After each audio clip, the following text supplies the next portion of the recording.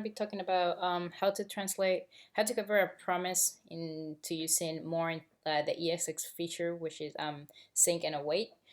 So the way how we do that, well, first and first, we're going to be using the Star Wars API, and what we're going to be doing is stringify it and then parse it just to demonstrate how the then in the promises, just to use the then in the promises, and then we're going to get only the male characters from Star Wars. So right now, if we run this, you will see that we get Luke. Oh, let's fix this really quick.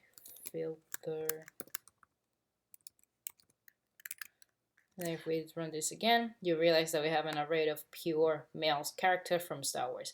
Now, how do we convert this into an asynchronous function? So the first thing we have to do is, this has to be we convert the function is going to be an async, so we declare like this.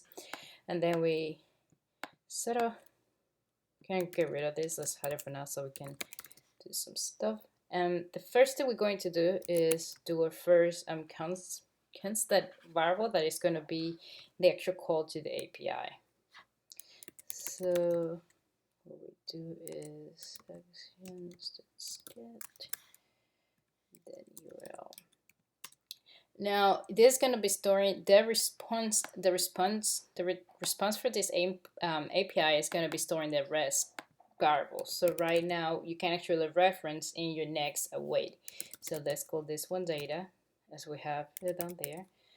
We say await, and then would be pretty much the same thing as in here, JSON script. So now that we have that, we create our third then variable that would be results. Would be pretty much the same as this, but with the await. Well, but sorry, the last one doesn't need await because we're not going to do anything after that. So the only thing we're going to do now is take this all over again, paste it here, save it and comment it out. See here, make it look pretty. And now if we run this again, you will see that we get the same result. The only difference is like now this is an asynchronous function. And that's pretty much it. Something to keep in mind is like whenever, well, that's the same thing as a promises.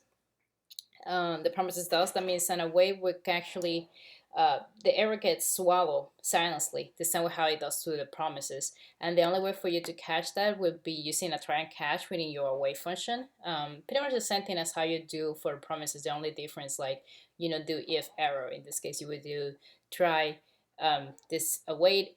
If it fails, then catch it and do something else with it. And that's pretty much it.